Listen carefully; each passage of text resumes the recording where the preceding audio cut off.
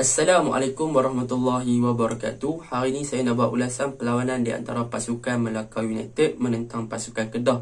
Yang mana pada perlawanan ni Kedah menang 3-1 hasil jaringan daripada Kepa Sherman 2, 1 daripada Badrul Bahtiar, manakala gol Melaka United dijaringkan oleh Stephen Nikolic melalui sepakan penalti. Okey, untuk first half kedua-dua pasukan bermain dengan agak seimbang, tetapi perlawanan kebanyakannya dikuasai oleh pasukan Melaka. Tetapi apa yang saya suka adalah perlawanan ketika second half, yang mana kedua-dua pasukan mula menampakkan permainan yang agak rancak untuk kedua-dua pasukan, yang mana mereka saling berbalas serangan. Okey, kita masuk dalam ulasan perlawanan. Apa yang saya suka dan juga kelebihan pasukan Kedah pada perlawanan semalam.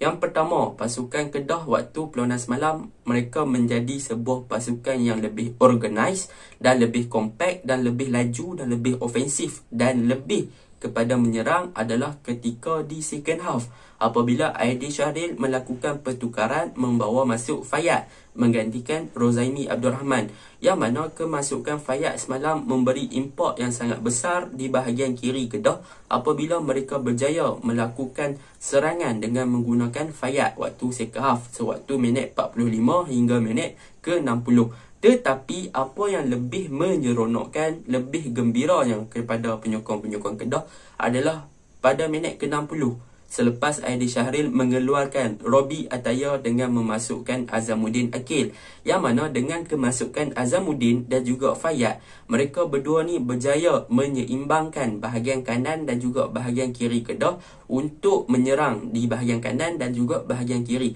Dengan kemasukan Azamuddin, Kedah berjaya menggunakan bahagian kanan untuk menyerang pasukan Melaka dan menggunakan Fayad di bahagian kiri untuk menyerang bahagian kiri pasukan Melaka. Jadi kemasukan kedua-dua player ni banyak mengubah corak permainan Kedah kepada lebih ofensif, kepada lebih style untuk menyerang dan lebih suka untuk supply ataupun lambungkan bola ataupun crossing ataupun buat hantaran lintang ke dalam kotak penalti untuk mencari Kepa, Kipri ataupun Badrul Bahtiar dan sebagainya. Jadi bila mana masuk Azamuddin ni, kita boleh tengok kanan Kedah ni laju apabila Azamuddin ni berjaya buat dribble yang sangat menarik. Dan apa yang lebih syoknya ataupun lebih seronoknya, apabila bola dapat ke Azamuddin ni, Azamuddin terus di depan, dia akan lakukan hantaran dengan sangat laju ke dalam kotak penalti. Dia tak ada tunggu, dia tak ada buat skill, dia tak ada nak gelecek lama-lama, dia tak ada nak pegang bola lama-lama. Dia dapat bola, dia terus lambung bola masuk kotak penalti. Macam tu juga dengan Fayad, tetapi Fayad berbeza. Apabila dia dapat bola, dia gunakan kepantasan dan juga kehebatan individual teknik dia untuk gelecek player-player Melaka dengan masuk kot tengah ke dalam kotak penalti Melaka. Jadi disebabkan itulah saya kata second half Kedah memang sangat-sangat seronok, sangat-sangat best. Sebab apa? Sebab kemasukan Fayad dan juga Azamuddin Akil berjaya mengubah corak permainan Kedah lebih kepada offensive style ataupun kepada menyerang. Bahkan semalam juga Kedah boleh bermain dengan short passing, Kedah boleh bermain dengan ball position yang sangat lawa disebabkan kedua-dua player ni sahaja, iaitu Fayad dan juga Azamuddin. Okey, itu yang pertama yang saya suka dan kelebihan pasukan Kedah. Untuk yang kedua adalah mengenai Cici Kipri. Pada perlawanan semalam boleh saya katakan Cici Kipri adalah seorang playmaker ataupun mastermind untuk Kedah di dalam padang di bahagian tengah. Yang mana kita tahu Kipri bermain sebagai second striker ataupun backup kepada Kepa Sherman, dan beliau berjaya menjalankan tugas dengan sangat baik pada perlawanan semalam. Bahkan beliau juga berjaya memberi satu assist kepada Kepa Sherman pada perlawanan semalam. Jadi Kipri ni dialah yang menggerakkan bahagian tengah Kedah tu untuk melakukan serangan di bahagian tengah, manakala Azamuddin di bahagian kanan dan Fayad di bahagian kiri. Jadi gandingan mereka bertiga ni berjaya mengubah corak permainan Kedah, terutamanya di second half selepas masuknya Azamuddin di minit ke-60. Itu yang saya suka untuk pasukan Kedah. Jadi memang tak boleh nafi tiga gandingan ni memang orang panggil super memang penyokong-penyokong Kedah setuju kalau Kipri, Azamuddin dan juga Fayad diberi peluang untuk bermain sekali kan. Mereka ni digelar sebagai super star untuk Azamuddin dan juga Fayad. Okey, untuk yang ketiga yang saya suka adalah di bahagian pertahanan, iaitu Luqman Hakim. Yang mana bagi saya Luqman Hakim pada perlawanan semalam dia menunjukkan satu credibility yang sangat-sangat meningkat yang mana performance dia agak bagus daripada segi quality defense, daripada segi marking, daripada segi agresif dia sebagai seorang pertahanan memang agak meningkat, memang meningkat daripada game sebelum ni. Yang mana pada perlawanan semalam Luqman Hakim lebih berani untuk melakukan tindakan-tindakan yang agresif. Beliau lebih berani untuk pressure penyerang pasukan lawan. Beliau lebih berani untuk buat tackle. Beliau lebih berani untuk tutup ruang yang ada. Nah, jadi Luqman Hakim ni saya rasa dia boleh dijadikan sebagai pertahanan tengah yang mantap Mungkin Rodney dengan Luqman boleh digandingkan. Sebab saya tengok Renan mungkin akan mengalami masalah injured lagi Tengok daripada segi fitness Renan masih bergelut. So mungkin boleh cuba Luqman dan juga Rodney. Itu yang ketiga yang saya suka untuk pasukan Kedah. Okey, yang keempat, yang terakhir yang saya suka tentang pasukan Kedah adalah di bahagian midfield, iaitu gandingan Anu Martin dan juga Badrul. Yang mana Anu Martin ni pada perlawanan semalam dia memang more to defensif, lebih kepada defensif midfielder. Apabila beliau berjaya untuk pressure pemain-pemain tengah pasukan Melaka ketika mereka pegang bola untuk dia rampas balik bola tu. Jadi Anu Martin ni dia lebih selesa bermain sebagai defensif midfielder, manakala disebabkan Anu Martin ni bermain sebagai defensif, Badrul Bahtiar dapat peluang untuk lebih bergerak bebas membantu bahagian serangan Kedah. Jadi semalam kita boleh tengok Badrul memang lebih dominan untuk berada di hadapan berbanding untuk bertahan. Sebab apa? Sebab Anu Martin dah ada di bahagian belakangan. Jadi Badrul banyak bantu Kipre, banyak bantu Kepohan, Azamuddin dan juga Fayad untuk melakukan serangan. Dan benda tu membuahkan hasil apabila Badrul berjaya menjaringkan 1 gol pada perlawanan semalam. Gol lawa pula tu kan. Kena palang puk lepas line. Lawa. Okey, yang terakhir lupa ada satu lagi, iaitu Kepoh Sherman. Yang mana boleh saya katakan Kepoh Sherman pada perlawanan semalam beliau beraksi dengan sangat baik, terutamanya daripada peranan yang beliau mainkan, iaitu sebagai target man dan juga goal poacher. Yang mana daripada segi positioning memang beliau sangat baik. Beliau berada dalam kedudukan yang tepat untuk menerima bola daripada Kipre dan sebagainya. Dan juga Kepoh Sherman ni finishing dia, kalau go tempat dan sebagainya memang dia boleh jaringkan. Tetapi daripada segi corak build up, Kepoh Sherman macam tak beberapa sesuai. Sebab apa? Kelemahan Kepoh Sherman ni daripada kawalan bola ataupun ball control, first touch dan sebagainya dia masih lagi kurang. Dia tak macam dengan Kipre. Kipre dia boleh gelecek, dia boleh dribble, dia punya ball control lawa, dia boleh passing lawa, vision lawa.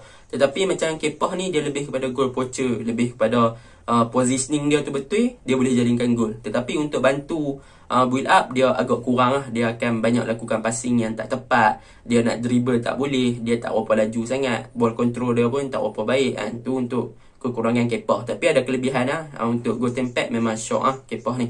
Okey, itu untuk pasukan Kedah. Kelemahan pasukan Kedah pada perlawanan semalam boleh saya cakapkan ada satu, iaitu mengenai Robbie Ataya. Yang mana pada perlawanan semalam Robbie Ataya lebih kepada fancy. Macam saya cakap Robbie Ataya ni mungkinlah taktikal ideal ni dia letakkan Robbie untuk first half bagi memenatkan pasukan lawan. Tetapi apa yang saya tengok sebenarnya Robbie ni dia lambat untuk buat decision making ataupun lambat untuk buat keputusan.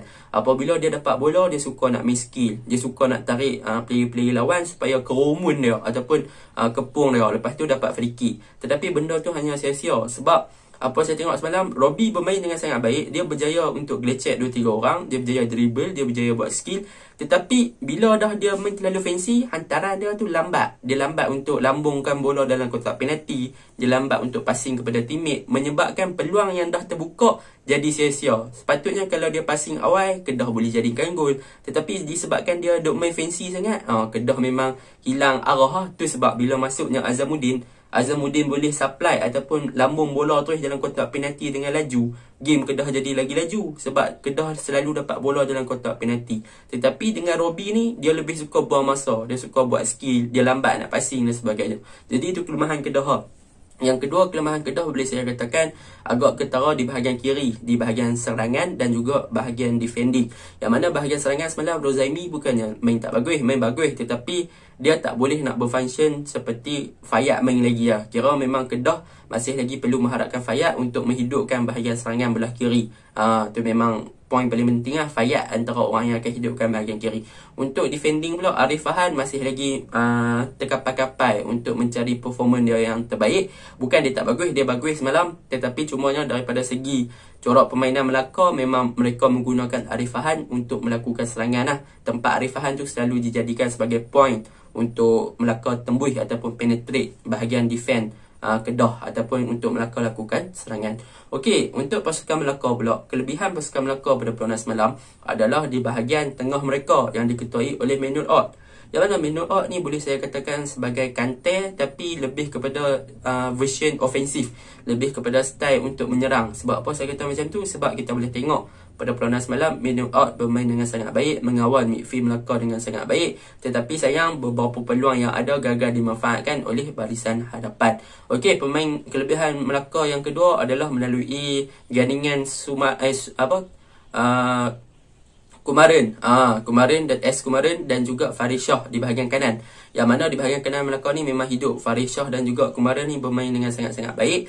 Mereka berjaya menemui keserasian apabila Kumarin banyak kali melakukan serangan di bahagian kanan Melaka ataupun di bahagian kiri Kedah melalui Arif Fahan tuan. Jadi memang banyak kali Kumarin bagi masalah kat defend Kedah, terutamanya di bahagian Arif Fahan. Jadi Kumarin patut diberi pujian. Okey, kelemahan Melaka pada perlawanan semalam adalah daripada segi defending mereka, yang mana kita boleh tengok gol-gol Kedah melalui gol kedua dan juga gol ketiga adalah masalah pertahanan mereka yang gagal untuk communicate dengan baik dengan penjaga gol dan juga sesama teammate mereka sendiri. Bahkan mereka terlalu membuka ruang kepada penyerang Kedah untuk melakukan shooting. Mereka tak lakukan man-to-man marking. Mereka banyak memberikan space kepada penyerang Kedah untuk menjaringkan gol dan bergerak bebas dalam kotak penalti mereka sendiri. Dan mereka tak memberi tekanan kepada penyerang Kedah ketika pemain-pemain Kedah pegang bola. Jadi itu kelemahan paling ketara untuk pasukan Melaka. Kelemahan paling ketara mungkin yang kedua adalah mungkin Melaka merasa kehilangan Sony Nordin.